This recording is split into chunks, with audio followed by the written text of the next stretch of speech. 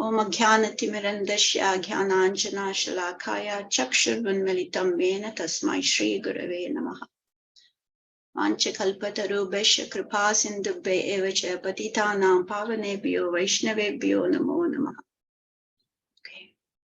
So we are continuing with Śrī Īśopanishad. Now we are on the verse 2. Would somebody happy to read the verse and the translation and the purport for the verse?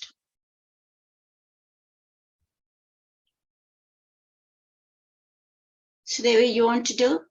Do you want to read? I can try like Sanskrit. Yeah, please. Yeah.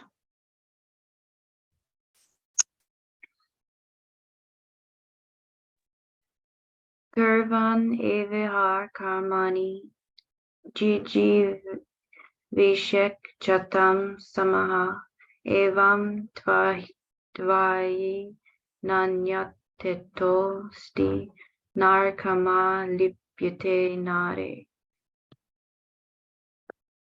One may aspire to live for hundreds of years if he continuously goes on working in that way, for that sort of work will not bind him to the law of karma. There is no alternative to this way for man. I might read that one more time. One may aspire to live for hundreds of years if he continuously goes on working in that way, for that sort of work will not bind him to the law of karma. There is no alternative to this way for man. No one wants to die. Everyone wants to live as long as he can drag on. This tendency is visible not only individually, but collectively in the community, society, and nation. There is a hard struggle for life by all kinds of living entities, and the Vedas say that this is quite natural. The living being is eternal by nature, but due to his bondage in the material existence, he has to change his body over and over. This process is called transmigration of the soul, or karma bandha. Bondage by one's work. Karma bandha, bondage by one's work. The living entity has to work for his livelihood because this is the law of material nature, and if he does not act according to his prescribed duties, he transgresses the law of nature and binds himself more and more to the cycle of birth and death in many species of life. Other life forms are also subject to the cycle of birth and death, but when the living entity attains a human life, he gets a chance to get free from the chains of karma. Karma, akarma, and vikarma are very clearly described in the Bhagavad Gita. Actions that are performed in terms of one's prescribed duties, as mentioned in the relevant scriptures, are called karma.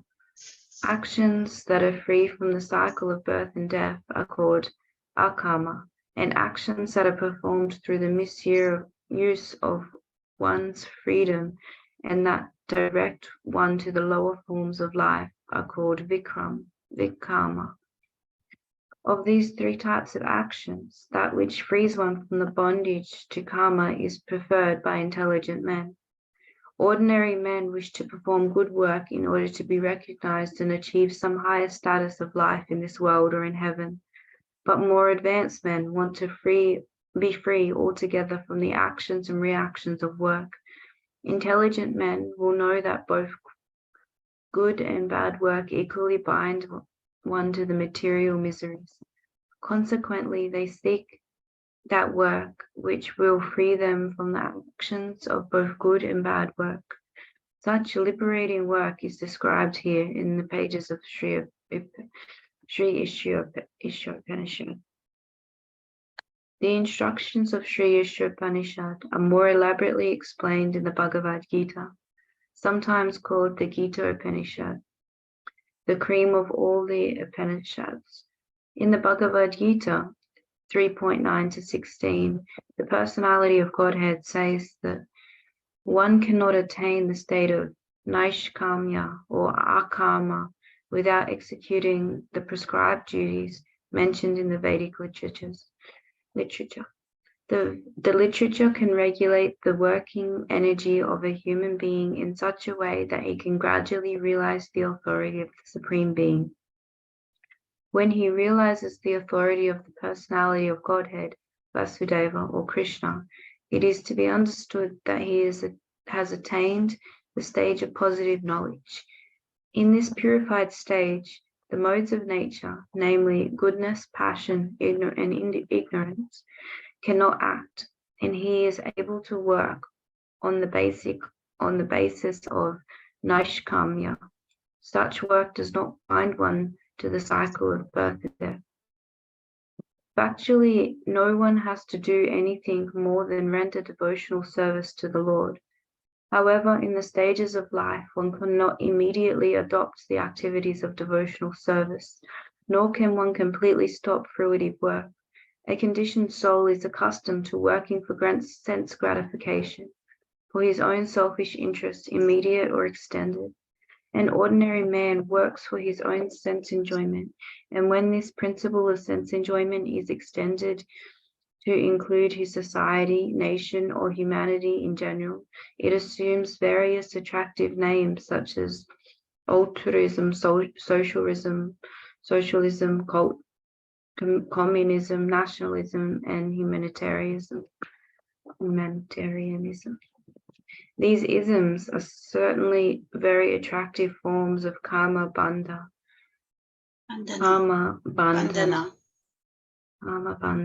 Karmic bondage. But the Vedic instructions of Śrī Īśopanishad is that if one actually wants to live for any of the above isms, he should not make them God-centered. There is no harm in becoming a family man or an altruist or a socialist, a communist, a nationalist, or a humanitarian, providing one executes his activities in relation with Ishavasya, the God-centered conception. In the Bhagavad Gita 2.40, Lord Krishna states that God-centered activities are so valuable that just a few of them can save a person from the greatest danger. The greatest danger of life is the danger of gliding down into the evolutionary cycle of birth and death among the 8,400,000 species. If somehow or another a man misuses the spiritual opportunity afforded by his human form of life and falls down again into the evolutionary cycle, he must be considered most unfortunate. Due to his defective senses, a foolish man cannot see that this is happening. Consequently, Śrī Īśopanishad advises us to exert our energy in the spirit of Ishavasya. Being engaged, we may wish to live for many, many years. Otherwise, a long life in itself has no value. A tree lives for hundreds and hundreds of years, but there is no point in living a long time like a tree, or breathing like bellows, or begetting children like hogs and dogs, or eating like camels. A humble God-centered life is more valuable than a colossal hoax of a life dedicated to godless altruism or socialism. When altruistic activities are exalted in the spirit of Śrī Īśopanishad, they become a form of karma yoga. Such activities are recommended in the Bhagavad Gita 18.5 to 18.9. For they guarantee their executor protection from the danger of sliding down into the evolutionary process of birth and death. Even though such God-centered activities may be half finished, they are still for the executor, because they will guarantee him a human form in this next birth. In this way, one can have another chance to improve his position on the path of liberation. How can we execute God-centered activities? How one can execute God-centered activities is elaborately explained in the Bhakti Rasamrita Sindhu by Sri Rupa Goswami. We have rendered this book into English as the Nectar of Devotion. We recommend this book to all who are interested in performing their activities in the spirit of Śrī Īśopanishad. Yeah, thank you, Sudevi. Very nice.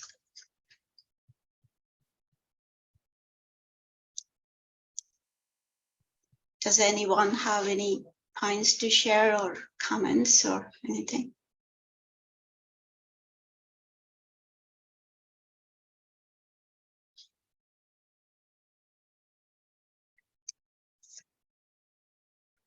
So actually here in this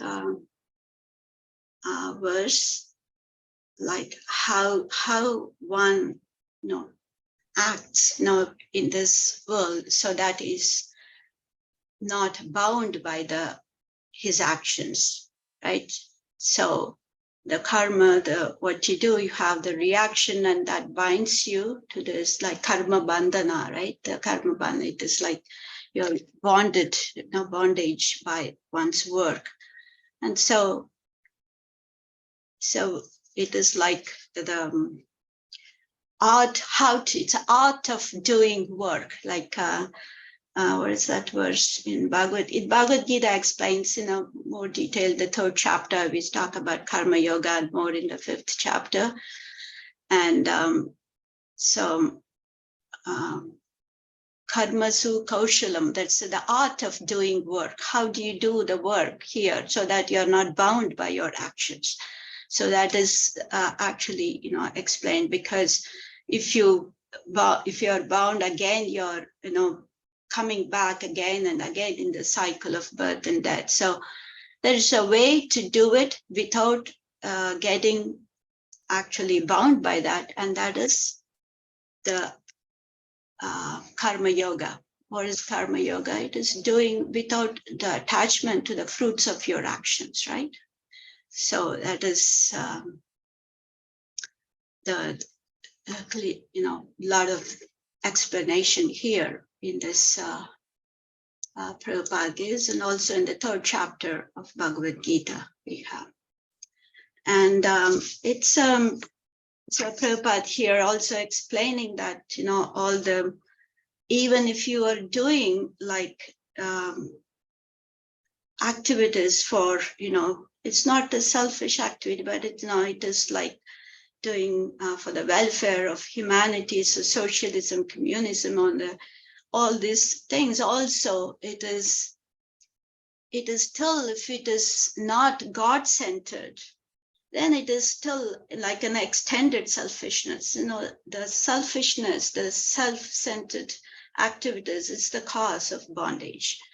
And it is that is actually the root cause for our existence here in this material world. There's like separate interest. We have the separate interest. Like Guru Maharaj explains, like, we are one with Krishna. And whenever the seed of separate interest sprouts in us, and that we think we are not included in the interest of Krishna, okay? And so we come away from him. And then we come under the influence of this illusory energy, this Maya, and to exercise our free will, and making ourselves as the center. But when we make Krishna as the center of all the activities, so he is actually service for him, not for our own selfish enjoyment. And in all the activities connected with Krishna, then you're not bound by your actions. Like in the 5th chapter of Bhagavad Gita, it's like, that's one nice example. It's like a Padma patram vivambasa. Like if you have a lotus leaf, if you have this water on the lotus leaf, the water does not wet the lotus leaf. The lotus leaf stays in water. It actually stays in water, right?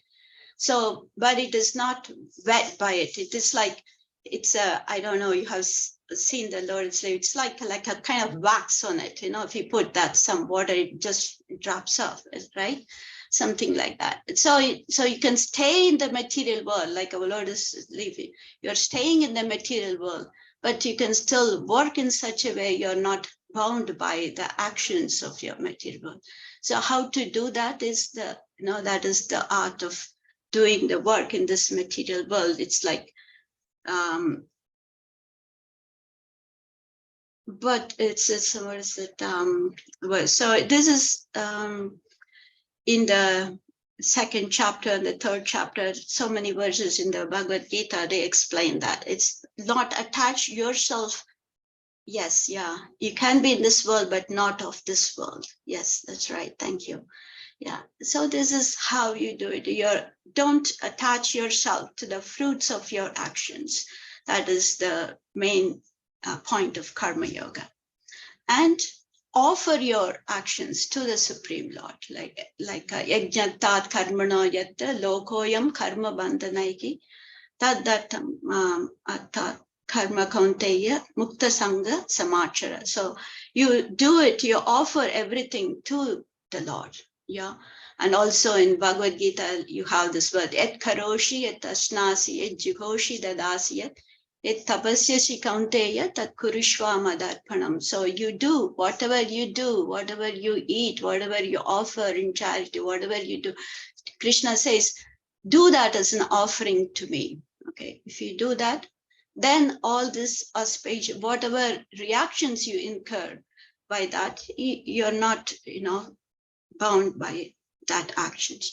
So both auspicious, both in we don't want both. It's like, if you people can say, okay, these are all good actions, but good actions will also get good reactions, right? You will get a good life and good everything. But that is not the purpose. The purpose is not for extending your life, good life in this material world. The purpose is to get out of this cycle. So that is, but this is one level, but you can also be in this world, but, living in the consciousness of the higher world. That is, in the higher level. You can be here, but nothing, still you're not bound by any of this in the material world. But in Prabhupada, in this, I think towards the end, he said, even if you're not able to completely finish, you're not able to completely act in that way, but you're started on this process, you're trying to do in that way, and but you're not able to completely achieve the perfect stage. That is still something better, and even if you're half finished, you will again get a chance to continue from where you are, right? Nahi kalyana krit kashit durgatim data gacchati. Krishna says in the 6th chapter, even if you the person who performs good actions never suffers an ill fate, right? It is even they may get another chance. Like Arjuna is asking the question to Krishna. He said, what happens to the person if he's doing it, but he's not completely able to achieve a perfection? Then it's Krishna says, nobody who does good actions never suffers an ill fate. He gets another chance. The next birth, he may be born in a favorable environment where he will be able to continue from where he left off. So this is, Krishna's promise here. So this is, so the verse starts with like acting in this way. So what is in this way? In this way, like, to remember the the previous verse, you say, Ishavasimidam Sarvam, everything belongs to the Lord, right? Everything is, so you have to have that consciousness. Everything belongs to the Lord. And we ourselves, we also belong to Him, right? We are included there.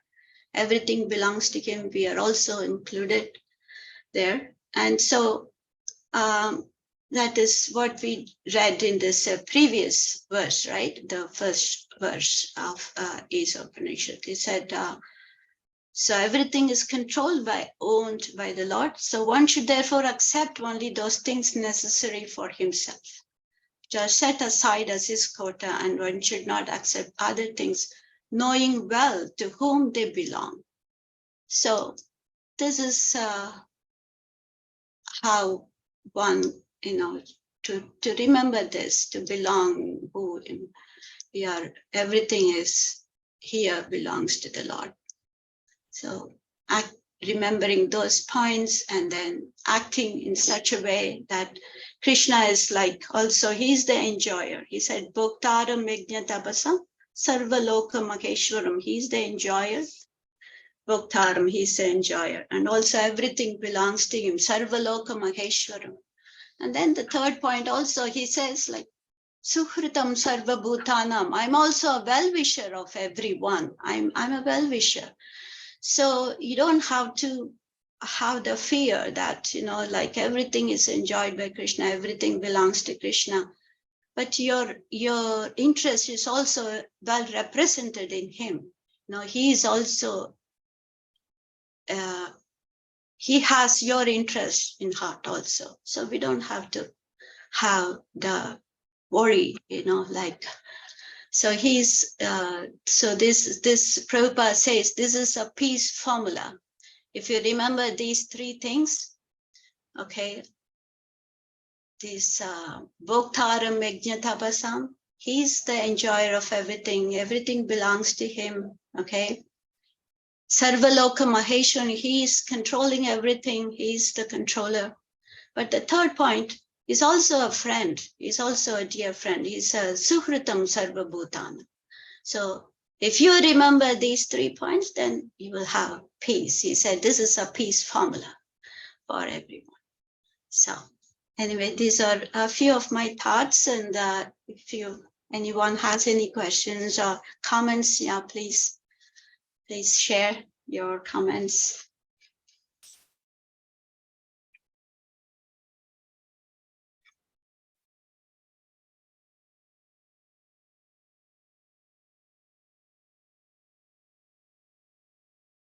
Okay, there's nothing. Do you want to say anything, Radha and Rupini? I was just trying to remember where it was in the Bhagavatam, where it says that, and by the way, thank you. That was such a wonderful things you said. They were just on spot. Where it says that, there was a question put out, what is the biggest illusion or something that all men have, and that's that they will never die. Every single man thinks, oh yeah, it's going to happen to that person, but not to me. Yes. Yeah, it is in Mahabharata. Yeah, Yudhishthira Maharaj. And we can just check that with ourselves.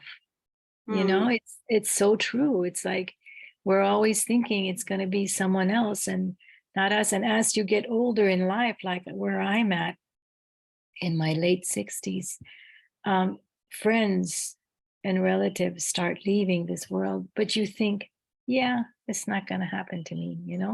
It's such a strong illusion in the human, but not to be illusioned by that, because it will happen. And the main thing is that we prepare ourselves for that by our daily activities. We have to go on with our daily activities, but you always have to put Krishna in the center. You always have to, have everything around Krishna. And the other thing I learned too was that you know, sometimes the human being or us devotees will think, oh, well, how am I going to think of Krishna at the time of death? I'm not that advanced. I'm, you know, all these things. Well, you know, that's where it comes, community comes in, and that's where you make loving relationships with devotees, because they will come to your rescue. They will be there for you to help you remember. Yes, true, very true. Yes, yeah, thank you. Yeah, that's really nice. Yeah. May I add something? Yeah, please. Yeah. I was just thinking about add, but just to continue on, I guess, from the speaking about the part around death and nobody wanting to die, and Prabhupada saying there that it's natural to be this way, like it's natural to have this desire to not want to die, because it's an innate knowing of the soul that we are eternal. And I was thinking into something that Srila Sridhar Maharaj talks about, one of his books around that I got this line in that we're tasting machines, I guess. I don't know if you remember that phrase, Sivasini, but my understanding of what he's saying there is that the soul is seeking through the environment what it actually innately wants for itself. So it's looking for Krishna within the environment, but it's looking through the lenses of ignorance, it's looking through the lens of passion, it's looking through the lens of exploitation, and it's trying to seek through through the lens of goodness, but it's trying to seek through the plane of exploitation. But what it's actually looking for is the natural state, which is Satchit and Ananda, right? It's looking for truth, it's looking for bliss, it's looking for that ecstasy, but it's looking for it in this perverted reflection based off the ego.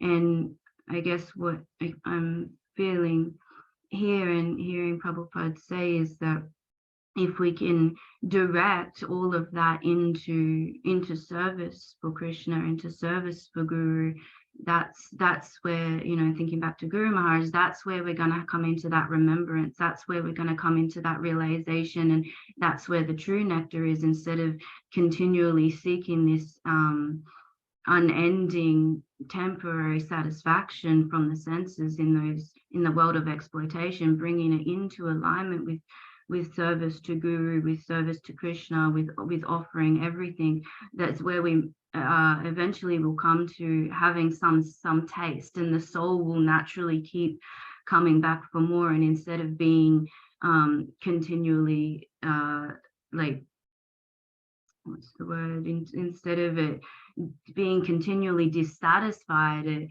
a deeper satisfaction comes that is more nourishing, and a deeper remembrance. And so I just wanted to share that, and it came through this word here that I haven't heard before. What is that word? When we're bringing everything in that proper line, service. Srila Prabhupada mentioned here a couple of times. You mean in the purport here, what you just read? Yeah. Do you remember what it was? Ishavasya?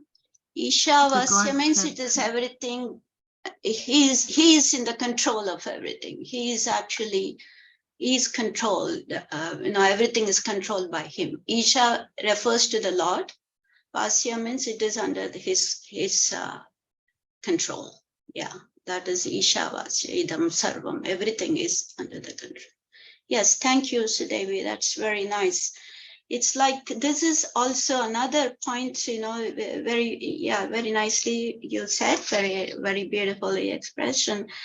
It's also the point, there's the action, when you do this, all this action, what we just read in this purport here, is doing these actions like a karma yoga, acting in a karma yoga, is actually the way of purifying your consciousness, because the soul, the conscious entity, the soul, is is covered here. It's when you do your activities, like, in this world, in the different modes, actually the mode of goodness, passion, ignorance, the mind is, dictating. So the mind is also a material element. It is, when you do all these activities, actually in this, then you're actually bound by these, actions and everything.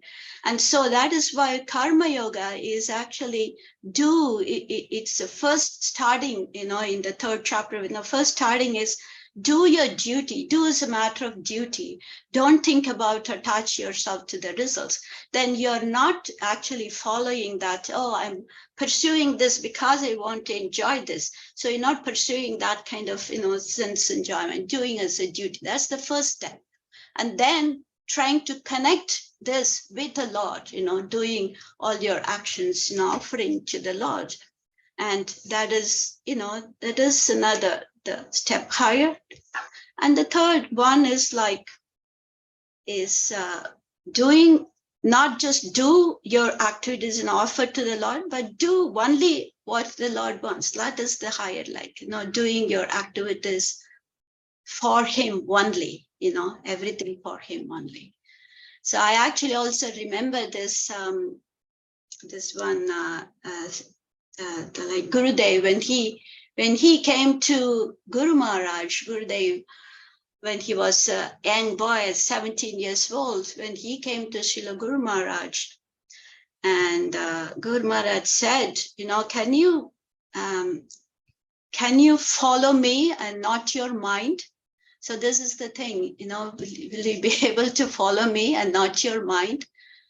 And so this is the thing, you are not following your own mind. The mind is influenced by these things in this modes, different modes. But when you're following in a higher authority, like Guru Maharaj is following authority, you are not, acting under this control of the modes, the material modes. So he asked this is the first question he asked him, is will you be able to follow me and not your mind? And yeah, Gurudev said, and he said later, he said, in a light way, he said, I was very young at that time. I said, yes, I said, I will follow, like that. But, and then I realized how difficult it was, later. But of course, he completely surrendered to Guru Maharaj and did everything what Guru Maharaj wanted, complete. His whole life is for service to Guru Maharaj. That is all, and everything he did is for his service. So in that, when you do in that under the dictation of a higher, soul, then you're already acting beyond what, not in the influence of your mind. So this is acting in that way. It is to begin to act in that way is slowly, purifying your consciousness. When the soul, because the soul under this influence, it is although it is a pure, conscious entity, but it is covered. It is covered with this different layers. And so these processes, whatever it's recommended, is actually to uncover that, uncover all those, the different layers. And so once the covering is removed, then, the real state, the constitutional position of the soul as a servant of the Supreme Lord, Jivera Swarupagaya, Krishna Nityadas, you are actually an eternal servant of the Lord. But under the influence of all these coverings, you're thinking yourself at the center and acting that way. So anyway, those, yeah. Yes, Didi, yeah.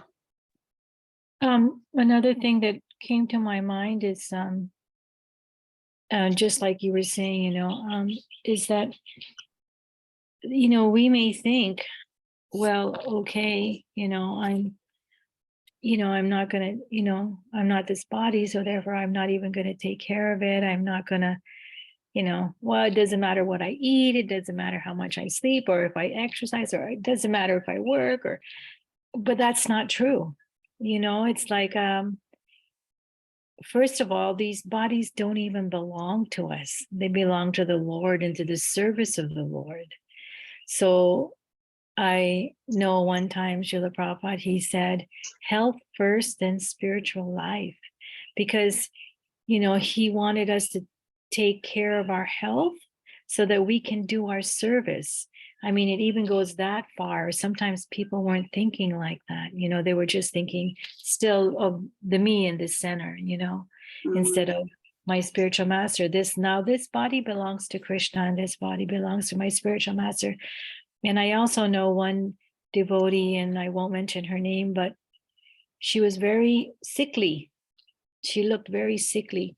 And she was in front of Govinda Maharaj once, and he had asked her, because it was obvious she looked very sickly.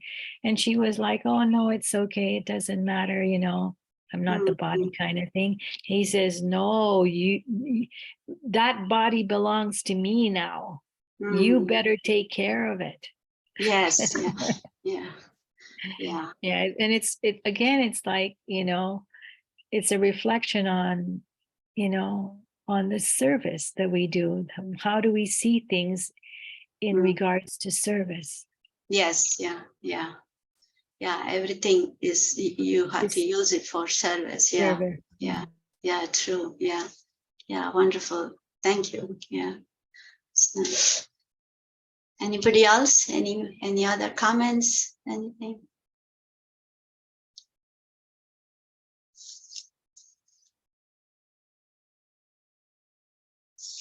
Okay. So should we move on to the next verse?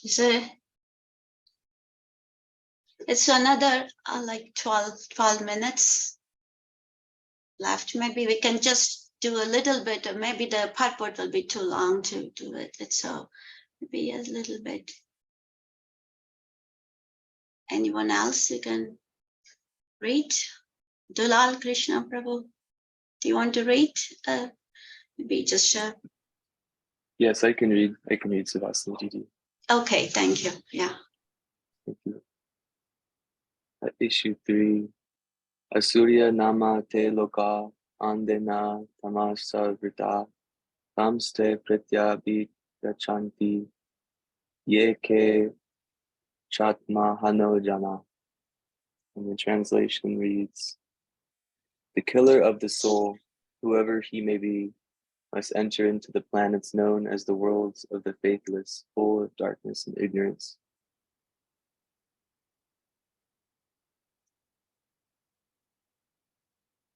So Devi, can you scroll down a little bit? Purport. Human life is distinguished from animal life due to its heavy responsibilities. Those who are cognizant of these responsibilities and who work in that spirit are called suras, godly persons. And those who are neglectful of these responsibilities or have no information of them are called asuras, demons. Throughout the universe, there are only these two types of human being. In the, is that Rig Veda? Rig the Rig Veda. Okay. It is stated that the suras are always aim at the lotus feet of the Supreme Lord Vishnu and act accordingly. Their ways are as illuminated as the path of the sun. Intelligent human beings must always remember that the soul obtains a human form after an evolution of many millions of years in the cycle of transmigration. The material world is sometimes compared to an ocean, and the human body is compared to a solid boat designed especially to cross this ocean. The Vedic scriptures and the acharyas, or saintly teachers, are compared to expert boatmen, and the faculties of the human body are compared to favorable breezes that help the boat fly smoothly to its desired destination. If with all of these faculties, a human being does not fully utilize his life for self-realization, it must be considered Atmaha, a killer of the soul. Śrī Īśopanishad warns in clear terms that the killer of the soul is destined to enter into the darkest region of ignorance and to suffer perpetually. There are swine, dogs, camels, asses, etc., whose economic necessities are just as important to them as ours are to us. But the economic problems of these animals are solved only under nasty and unpleasant conditions.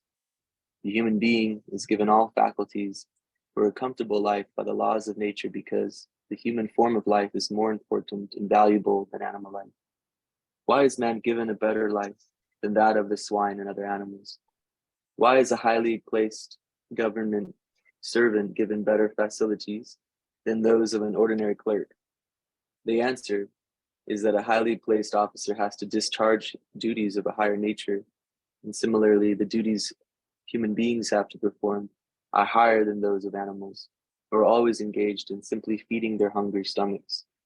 Yet the modern soul-killing civilization has only increased the problems of the hungry stomach. When we approach a polished animal in the form of a modern civilized man, oh, that's funny.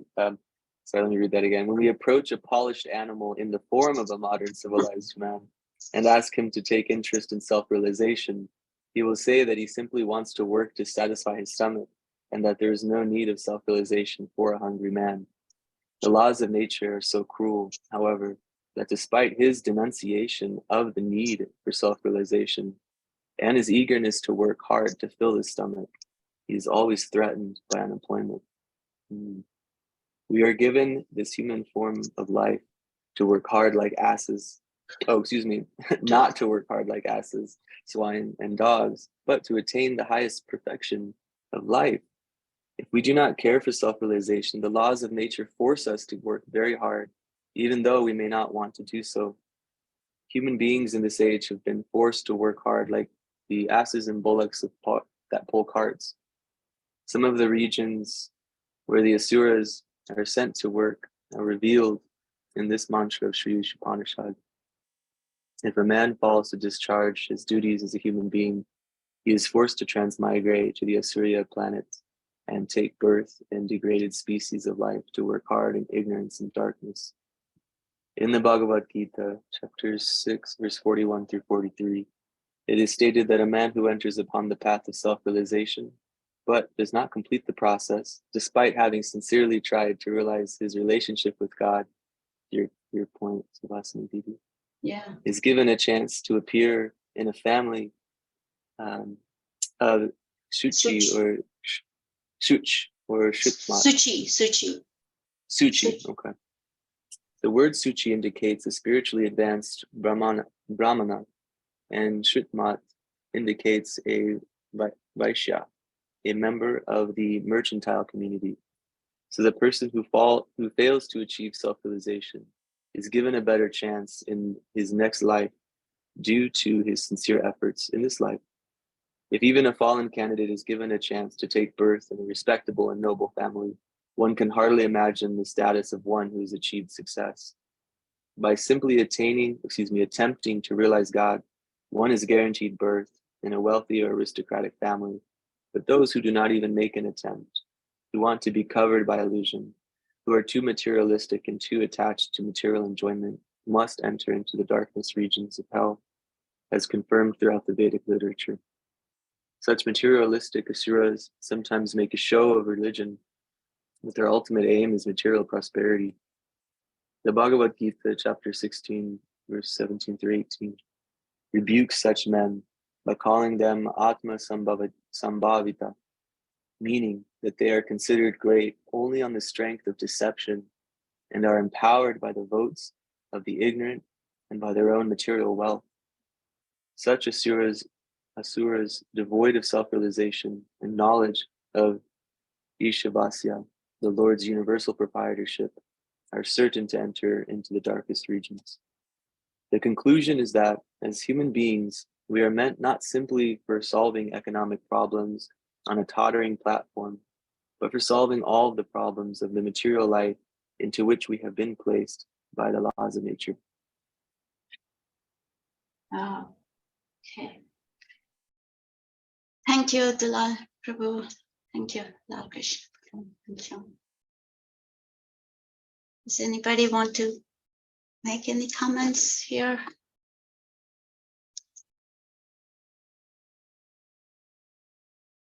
Jayadev, you're there? Are you there? Jayadev? Yes, I'm here. Okay. Do you want to say anything? Any comments? I mean, I don't so much have any commentary. I generally am very excited to hear what Vishaka's illuminations are on the Īśopanishad, especially that second verse. I hope we get to go over them with her because she always seems to reveal layers that I never ever thought of before, you know, or haven't heard before. They always feel new to me, so I'm excited for that. That's my only sentiment I can share at the moment, and also very wonderful things shared here.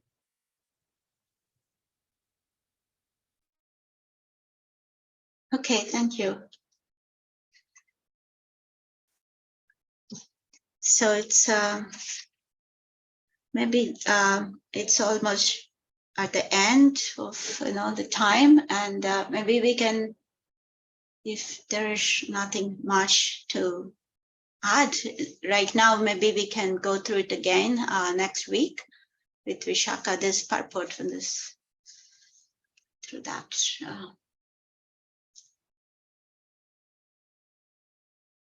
Is that okay? Is there anybody else wants to say anything more here? There's one thing that comes to my mind, Didi, and that is, Yeah.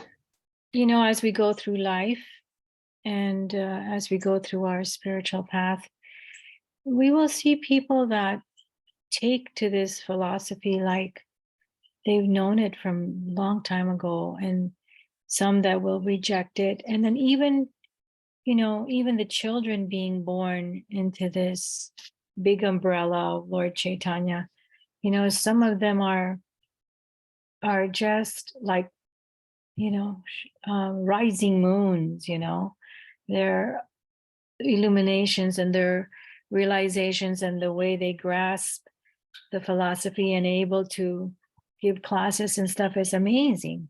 And all I can think of is that, we all the jivas that come to this world, we come in different levels of spiritual life, and it's just so obvious to me. Yes. Yeah. That some people have practiced many times before in other bodies, and now they're here at this point, born in a certain way or have certain facilities or, way more advanced. And this kind of says something like that to us, this purport. Yeah, it's amazing. Like, when we see children, right, immediately they are attracted and, they are completely into it. It's so amazing. Yeah.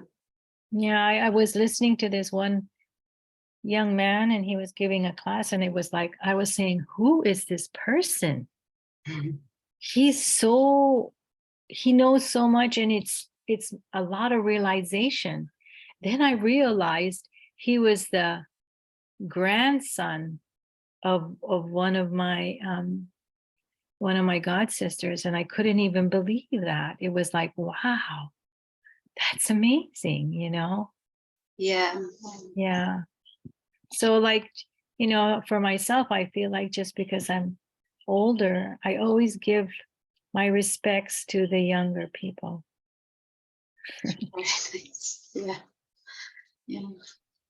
So we can recognize the devotion in every, even small children, we can recognize those devotion. Beautiful.